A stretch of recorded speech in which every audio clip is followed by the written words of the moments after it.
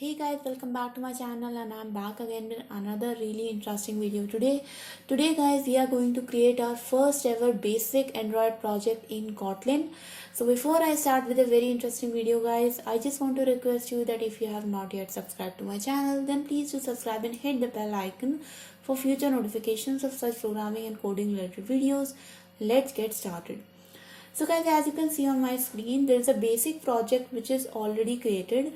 So if you don't know how to create a project guys, it's very simple. You just have to go to file and new project, and in this new project I selected an empty activity and just click next, gave my application name and click finish. Okay, once you click finish, you will be presented with a basic project like this. And now we have to start building our own elements into this project. But before that, we have to understand what are the files which we are currently given by Android.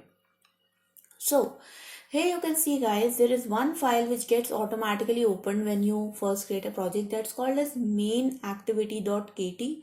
So it is your main Kotlin file guys. What you have to do is, you actually don't have to do anything different in this. This is basically the main file, which is the main entry point of your Android application.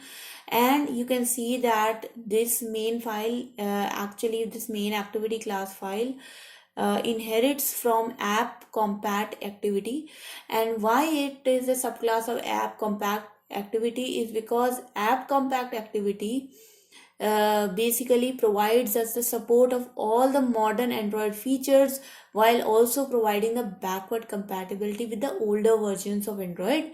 So basically, if you want your application to be available to the larger number of devices and users possible, then always use app compat activity. Because if you go inside the app compat activity, you will see that ultimately it uses backward compatibility and superclass constructors to make sure that your app runs on most of the devices, right? So this main activity basically gets rendered when you first start your application. And if you want to initialize this main.activity, you can see that we don't really have any constructor arguments here. It's because there are certain lifecycle methods which are provided to us. One of such lifecycle methods is called as onCreate. And basically, this is a onCreate method which allows us to initialize your activity with all the attributes you want. Okay. So if you want to, create any object, you can initialize it here. Whatever you want to do in terms of initialization, you can basically do in this onCreate method. Okay. Now guys, you can see that is onCreate method. We basically are calling our superclass onCreate, which is understandable because we want backward compatibility and we want app compat activity to do its job as well. The second line is pretty important, where it's setting the content view to r.layout.activity.main. Okay, so first of all, what is this set content view doing? So guys, this set content view method actually is setting the layout or the UI of your application. Okay, and what this layout, which layout it is setting, is something called as activity main. Okay, so what this activity main is actually an integer reference. Okay, and this R class is basically generated when you build your app, and this R class includes all the applications assets, including the contents of the rest directory. So you can see here guys, in your project explorer, we are given a couple of directories, and obviously we have our source code in Java directory, which is also our Kotlin code, not to confuse with Java code. It's kind of our Kotlin code. And then we have got our res directory. This res directory is basically your resources directory. And if you see in this resources directory, we have got a couple of folders here. And one of the most important folder is the layout folder. And this layout folder is actually contains the layout of your application. So basically at runtime, when your application starts, this R class gets generated, and this R class gets access to the activity underscore main layout of your application, and it sets that layout as your content view. Okay, so that's the major theory behind all this. Okay, now You can use this R class to not only refer to layouts, but you can use this R class to refer to images, to refer to, values. So these are the images. Inside drawable, you can have images. You can have, values of strings, colors, themes, and a whole lot of bunch of things which are like whichever thing is present inside your res folder, you can access that using your R class. Okay. Now that we know how the main activity works, let's see how the layout works. So guys, if you go inside this activity main, you will see that it kinds of looks like this. Okay, I'll just minimize the project view here, and now you can see that this is our mobile application screen, and there are certain elements here which are pretty visible. So you can see that I have a hello world text view here. And if you don't really like drag and drop things and like UI layout like this, you are more of a coding type person, then here in with design, you also have a split where you will see the code as well as the design, or you can just go on the code and you will just see the coding part of this layout. Okay, and that is how you can access it. Now you can see that the layout here is basically your XML code, and in this XML code we are defining our base layout, which in this case is the constraint layout, and we are also defining a text view inside it. Okay, so guys, the layout is basically a top level sort of a tree. What happens is that we have a sort of a hierarchy being followed. So whichever layout is in the top level becomes our base layout. So in this case, constraint layout becomes our base layout, and inside this base layout, whatever elements which we are defining, they become part of your sub layouts or sub items, right? You can define one constraint layout inside another constraint layout also, or you can have an asset layout version of it. Obviously you can create any number of elements, but always the base layout is going to be the topmost element, and all the other sub elements will become part of it, right? So it's like a container and items inside the containers, right? So now what we are going to do, guys, because we want to make this video as basic as possible, we are not going to use constraint layout. Constraint layout works well if basically if you want to do something like this, if you want to drag and drop things, like for example, if you want to drag and drop things like this, right? So in that case, constraint layout works a lot better. But for this video, we want to keep it simple. So that's why we are not going to use constraint layout. Instead, we are going to convert this constraint layout to something called as linear layout. Okay, so linear layout is basically, as the name suggests, is going to be a linear layout in which all the elements are stacked one over the other, in a linear fashion. Okay, so I just renamed the constraint layout to linear layout. In linear layout, you basically don't know the app value, you only know the Excel Android value and the tools value.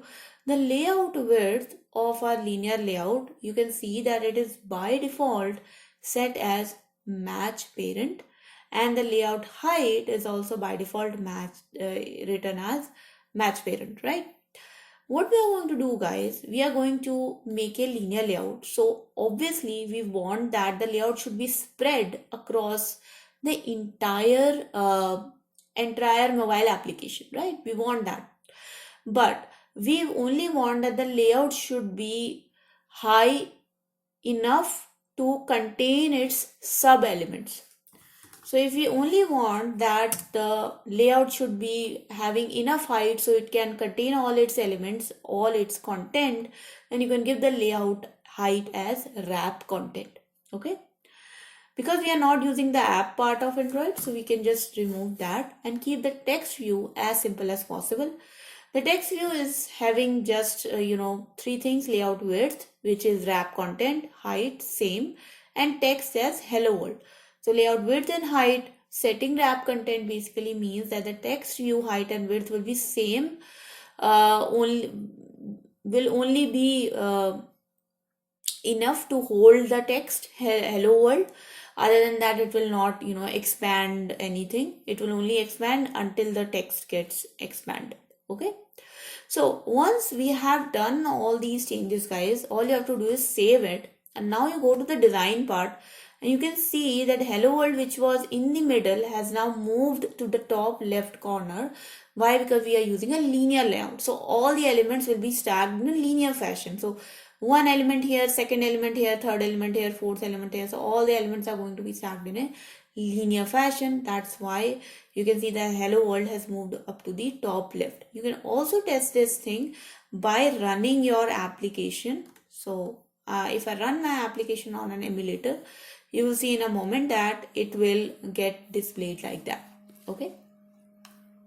So now that we are well familiar with the layouts and we are well familiar with activities, we want to basically change our layout and add another element to it. So you can see that the launch is succeeded and it basically says hello world, right? So now what I want, I was given this text view by default, right? I want to add another element to it. I want to add a button to it. So if you want to add a button, just say button, and you can see as soon as I hit enter, the intelligence has pasted the code for me automatically, which is kind of really cool. So in the intelligence, the code which is pasted basically demands two things for a button, which is layout width and layout height. So I want that the button height and width should be only enough to match the text of the button, which I can obviously write like what I wrote in the text view, which is hello world. Let's say this text is going to be called as roll dice. So we are going to create a dice application here, and this is the button, and if we click it, it's going to roll the dice, right? Now what happens, guys, that you can see here that I gave the button text as roll dice, and the text view text is also hard coded as hello world. And in my design, definitely it's not visible, but it's still a, yeah, so that purple thing you can see is actually your button. But the important thing to note here, guys, sorry, it's not match parent, it's wrap content. That's why it's looking like this.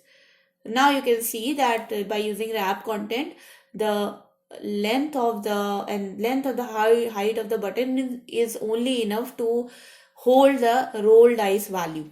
Okay, roll dice text. So now you can see, guys, that I have hard coded these values in the XML of the layout. What we can do, what's the efficient way to do, is not to hard code these values here. What we can do is we have a resource in our file which is called as strings. So if you check the resources folder, inside the values folder, there is something called as strings.html. If you open the strings.html, you will see that there is a string which is by default there, which is called as app_name. And this app_name is nothing but the application name. So if I open my emulator here, and you can see the word dice coming, and you can even see that if I open the home and if I see here, my application name is coming out to be dice, right? So basically, guys, this is the name of your application. So you can change the name, for example, my own dice roller, and now the application name will get changed to my own dice roller, right? What we can do here is we can actually create more strings and use those strings as an argument in our layout.xml. So for example, I can see here dice, and I can name that as roll dice. And now I can use this dice string in activity main.html by using something called as @string. Okay, so let's say @string, and you can see that when I do D, then it gives me in the intelligence @string/dice. Obviously, guys, you can again test this. By running this, and you will see that the application name will get changed. So now that we know how to position our how to position okay, I think I have to rerun it. Okay, so it's while it's rerunning, we can still verify in our design tab that the button name is roll dice, and it is exactly the same what it was before, because what we have just used is we have just used a @string instead of hard coding the name of the text. Okay, so you can see that now the application name is obviously a bit longer, my own dice roller, and with the hello world we see the roll dice button.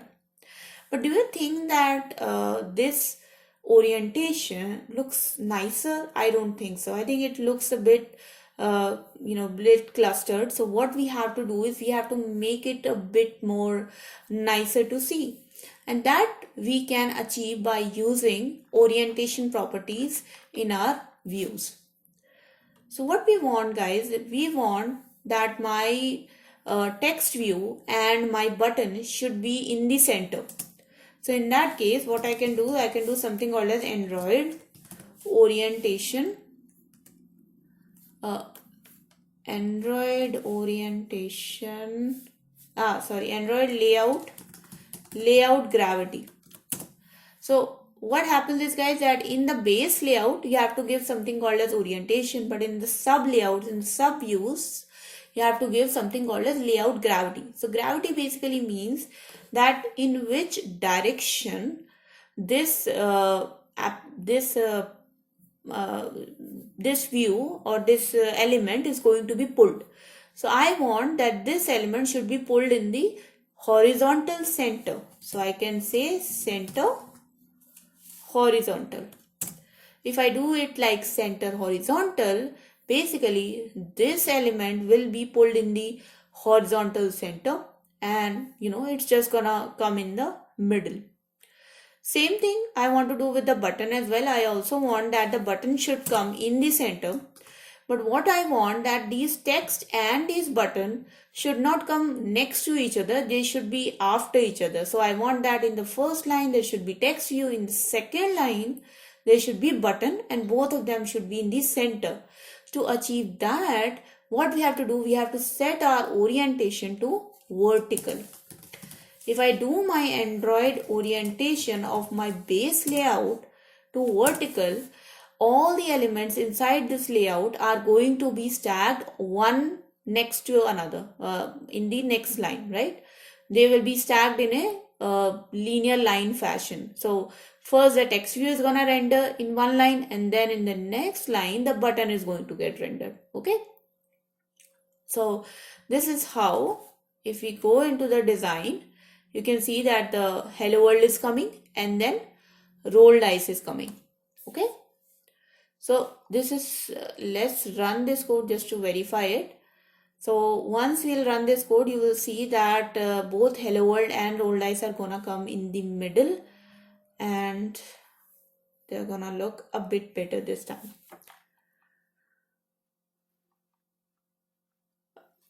Okay, so there is one more thing, guys. What if we would have added the layout gravity as so you can see here that now both hello world and roll dice are in the center, because we did the layout gravity as center horizontal, and also the orientation of our code, so this orientation was set as vertical. So that's why these elements are not next to each other left to right, they are on top of each other. Okay, if we also set the layout gravity of our linear layout, so for example, if I set the layout gravity of my linear layout as center vertical, it is going to further enhance the view. And now you can see that both hello world and roll dice are actually in the middle, in the vertical middle. How did that happen? Why? Because we set the linear layout gravity as center vertical. So if you set the layout gravity as center vertical for anything, it is going to align all its elements in the vertical center, not in the horizontal center but the vertical center. So that's why your linear layout is now in the vertical center. Okay. Now, if we would have set the layout of center vertical to roll dice and hello world, now let's try that, and then you guys will get to know that what's gonna happen. So center horizontal means that text view and button are going to be in the center of the horizontal line. If I make them also center vertical, then basically both of these elements are going to be aligned in the vertical center. That means they are gonna overlap on each other. So you can see that instead of coming in the horizontal center, they are kind of overlapping here. So that's why we are going to keep these elements as horizontal and the base layout has to be vertical. I know it's a bit technical, guys. Sometimes actually linear layout is a bit technical to use. If you're using constrained layout, then you don't really have to worry about this because you can use drag and drop to basically place the elements. Okay, but I hope now the layout, gravity and the orientation is clear to you. Okay, so now guys, that we have the layout, gravity, we have the orientation, so the view is perfect. You can also set some cosmetic properties like text size, text value. So obviously in the text view, if I want to change the text size, you can do something called as text size, right? So you can see that there are all these cosmetic values like color, alignment, etc. So you can change obviously any of this if you want to do that. So here I am setting the text size. So once I am done with this, I can obviously rerun my app and you will see that the app looks a bit better this time. Okay. So while the app is still running, I think we can move on to the next topic. The next topic is, guys, okay, so the app has run now. You can see that how good it looks. Says hello world in the middle. It says roll dice button in the middle. You can obviously, click it and see nothing is happening. Now we are going to do something on it. Okay. So guys, now that we have a button, what we want to do is we want to make something happen on that button, right? We want that if I click on this button, something should happen, right? So if you want to achieve that, first of all, we have to provide an ID to the button, because if the button does not have any ID, we won't be able to get hold of this object and actually add a click listener on it. So Android ID equals to, so you can provide any ID, guys. So to provide an ID, you have to have a syntax like @ plus ID, and let's say it's called as roll button. Okay, or let's name the ID as dice. Okay, because this button is actually your dice, right? So now that we have got the button ID, let's also give an ID to our text view while we are still on this view. So this ID, obviously the ID for both the elements, for actually all the elements should be unique. So this text view is going to be the number, result. Okay, so this text view is going to be our result and the button is going to be our dice. Okay, now that we have got the IDs of all these elements, let's go to our main.activity and start adding on click listeners on them. Now guys, in my onCreate function only, what I can do is I can get the hold of this button. So val dice button equals to, so you remember that this R class actually has access to all our resources. So obviously it has got access to all the resources which we created in activity main.xml, which was our layout. So if you want to access this, just use find view by ID and pass r dot id dot dice. Okay, so once you have done that and you have imported your button class, obviously now you can see that this dice value is actually having your button object. Okay, now what we can do is we can add a click listener to it. So first I'll create a function here. So function let's make it a private function because we don't want it to be accessible outside the class. So roll dice, and this function is basically, displaying something on the front end, like some sort of a toast. So toast dot make text. In the make text, you have to pass your context, and this context has to be an object of this, because obviously we need the context for backward compatibility, the app compat activity object. So the context always have to be this. So this, then the text, for example, the text is dice rolled, and then we have to give the length of the toast. So toast dot length short, and then we want to show this toast, right? So that becomes our click listener. Okay, so basically guys, this is your context object, and the context object allows us to communicate with and get information about the current state of the Android OS. So what we need is a context here, so that we can use this toast object and we can tell the operating system to display the toast value. So here the dice roll is going to be displayed by the operating system, that we can tell the operating system using the context value this. Okay, and because app compat is a subclass of context, so we can just use the keyword this for holding this object. Okay, now that we have this function here, let's just take this dice value dice dot set on click listener and just pass roll dice. And there you go guys. Now your your objective is done. Let's see how this actually works. Okay, so the Gradle build is running, and in a moment we'll see that if we click on this button, we should get some object, some text being displayed. So now I'm clicking on roll dice, and you can see that it says to me dice rolled. So basically there is a sort of a notification which comes over here, right? Now the next part is how we can change the value or change the text of a text view. So we have this text view with us, right? So what I want is not just a toast, but I want to actually change the value of a existing field which we added using our layout. So let's say if you want to do that, the first thing, obviously you have to get the hold of the object text. Okay, so just like this roll dice, I will take my result text, and the text which I want to change is of type text view. And now we want to find out the ID of that text view. So we'll go back to our activity.main.xml, and you see the ID I gave was result. So I'll do r.id.result. Now I have got access to my text view. Okay.